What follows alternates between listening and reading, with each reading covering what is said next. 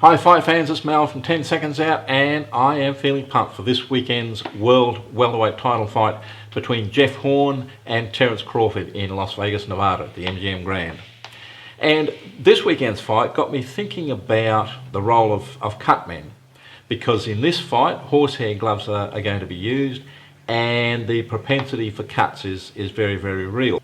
Last weekend I was very fortunate to attend a cutman seminar which was hosted by Mr. Kim Gray, a local promoter, trainer and the proprietor of the Extreme Boxing Gym in Warana on the Sunshine Coast in Australia. And the seminar was presented by Mr. Shayne Adams from Chicago, Illinois in the United States.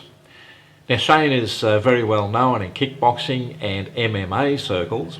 Interestingly, Jeff Horn's cornerman Stephen Edwards was one of the eager participants in the audience, and I recorded Stephen's comments and feedback at the conclusion of the seminar.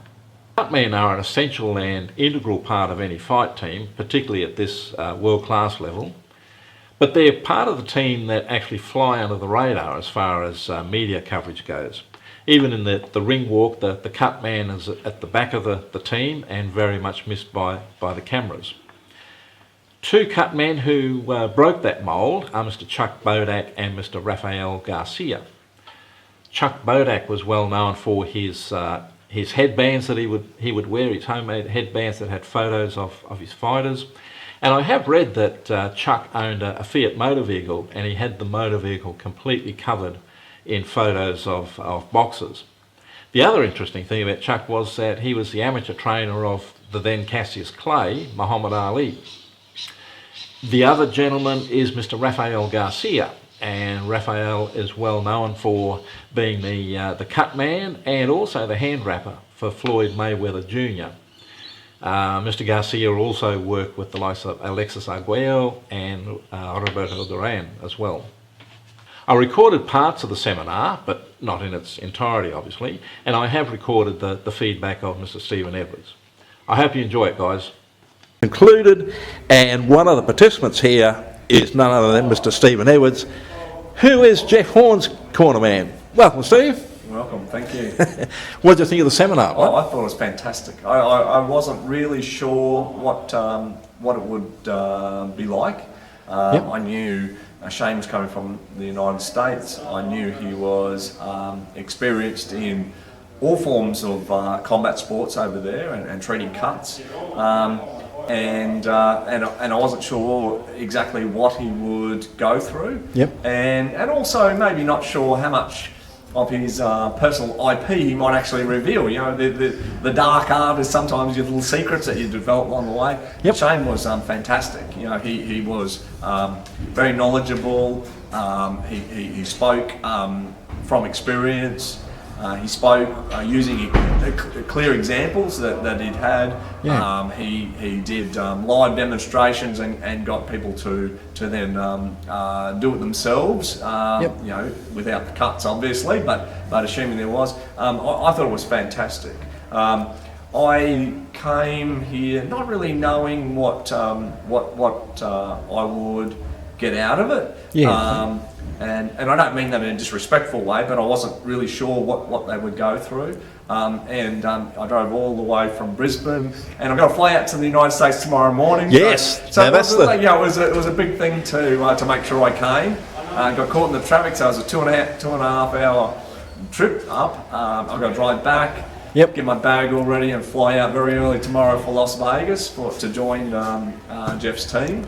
But I am so glad I came. Shayne was fantastic. Yes, there was probably another 3 things that I took out of tonight that I'm going to bring into my routine, and probably maybe even 1 or 2 of them next Saturday week in Las Vegas against Terrence Crawford.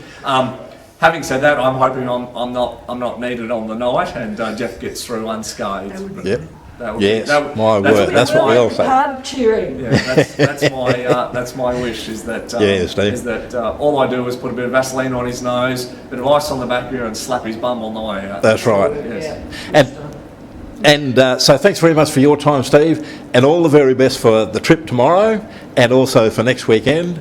And I know you will, and I know Jeff knows this, but please, by all means, pass on our love and respect to Jeff and all our best wishes from Australia. Yeah, I will. And yeah, I know it means a lot to Jeff. Thank you. Yep. Thanks, Steve.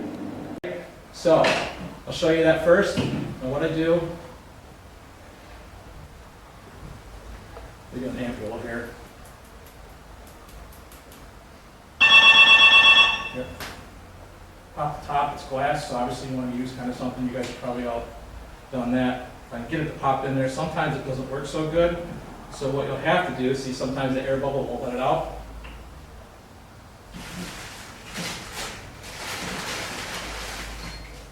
Shayne introduced the seminar by talking about and demonstrating the equipment that's used by a cutman. So the petroleum jelly, the bottles of adrenaline and the swabs. He also demonstrated how to make the swabs yourself and how to form the swabs for different contours of the face. So this, you can go by shelf life on here. Now when you put it in the... Okay, so here's, you gotta kind of remember what your shelf life is with here. I have been told by the guys in medical, because they're held to stricter standards than us, a lot of the supply that I get the 30 milliliter bottles, they come in something this big. I get them when they're expired. It still works, but beyond whatever they say, I would probably say in good conditions, probably 6 months beyond that point. But when you break the seal and put it in your glass, Yeah, I'd probably say 6 months beyond the point. just keep topping it up. Yeah, just keep topping it off. It doesn't go bad, it doesn't hurt anything. Basically, that's why I kind of top it off to keep the efficiency going. So what I do is, you guys can see I have it in here right now. Now I've already whipped this Vaseline 2-3 times before in the past. You put about 5 mils. Yeah. And then and then do you reduce it with another one every time you might use it? It's a shelf Yep. So this, you can go by shelf life on here. Now when you put it in the... Okay, so here's, you gotta kind of remember what your shelf life is with here. I have been told by the guys in medical, because they're held to stricter standards than us, a lot of the supply that I get the 30 milliliter bottles, they come in something this big. I get them when they're expired. It still works, but beyond whatever they say, I just keep topping it off. It doesn't go bad, it doesn't hurt anything. Basically, that's why I kind of top it off to keep the efficiency going. So what I do is, you guys can see I have it in here right now. Now I've already whipped this Vaseline 2-3 times before in the past.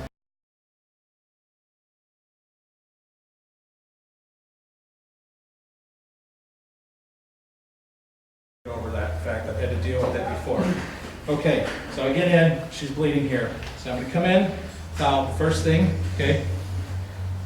I have my end swell for the most service. I address which end swell because I have this over the eye right here. It's been sitting in ice. I keep it in ice the whole time next to me. So we're here, okay, working side. When I come in, address, I look, I wipe with a moist towel. I like to keep my towel wet. I wipe clean here, okay. As I do that, here, I come in, I open the cut. I open it just very lightly. I don't rip it open, but I keep it nice and easy. You want to wipe away from the eye. Just like that. As I wipe away, pressure right here, okay? Over the top of the eye, trying to cut off basically like a tourniquet effect over the top of the eye. Before the round, I saturated this. This has been saturated already. Bam. We're going to lay it in there. And I'm going to take this and I'm going to lay that across right there and try to just keep it cold on there without dropping it. I don't care where this goes. I'm dropping it. It's about time I can clean up after, okay? Now, I've also, in between rounds, because she has another bloody, all right? Now, after I get this here, while this is just sitting, I'm going to take my towel, I'm going to take her nose, I'm going to pull down, lightly clear it, double blood. I cleared it. Sorry, I have to clear it. Good. Clear. Okay.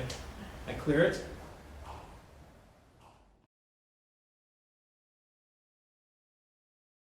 Shayne then got the participants to pair up and simulate working on different parts of the body that had been injured. So one part was a cut eye, the other part was a cut on top of the head, and so forth. And also how to manage the swelling. It depends how bad it's bleeding. If I need, this is also the technique here. And I'm a mechanic. I mean, forget to do this enough. This is all about being cool under pressure. So I'm here, so I want to kind of hold that right up there. And then I'm going to pull it over. So you feel that? So you want to kind of put that off. And kind of go right there. See it? Just let it turn it a little bit. So.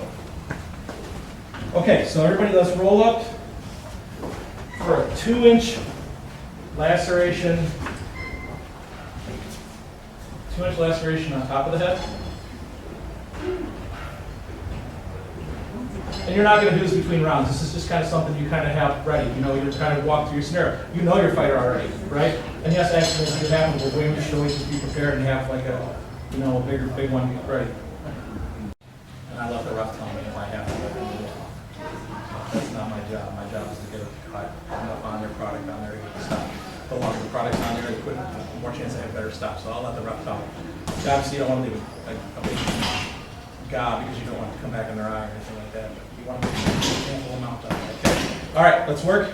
Go back and forth. Let's work underneath.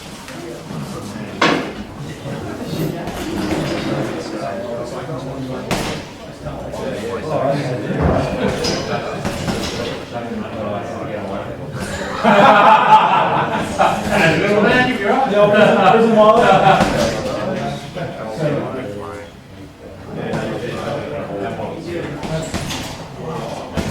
Well, I mean, I kind of just put that in my. Yeah, you can go to so any vitamin shop or any vitamin place like this will have it. Yeah. How much is one of these pumps? Let's see. Oh, 5,500 milliliters. Yeah. So when I go get this 30, I get it for like $9. I used it.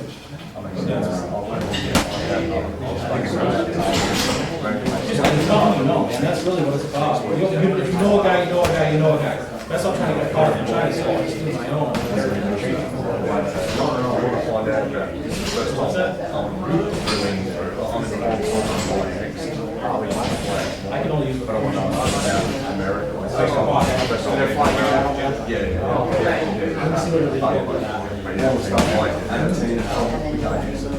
We know that. Like I know that.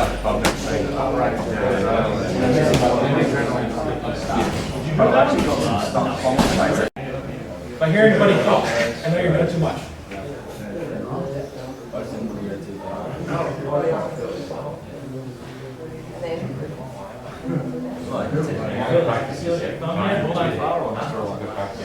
Do you feel that? So you felt that right here? Yeah. Yeah, you want to go there and just go a little bit.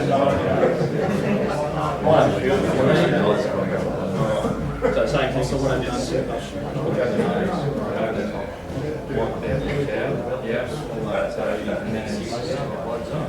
you're down a little bit. Let me see something.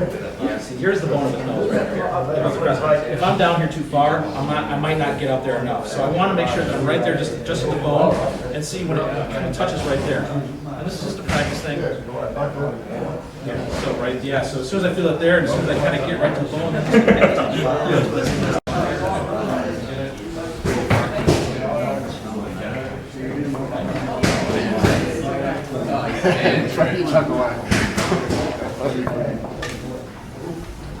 take the booger. just got to break that little cavity right there. And also the mask. It's a temporary bandage. And then I take that out and then my other swab. I have serious swabs and I take that out. Now, what else I'll do is I can use a bigger swab too. I don't use much stuff. All right, very good, everybody.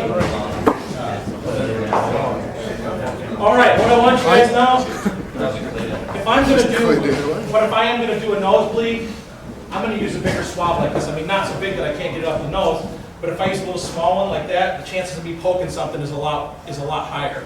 I don't want to use a little swab like that. I want to make sure that I'm using something of this stature to get up there. Oh, it's easy to feel, but also that chemical has to get up there and touch the capillaries, right?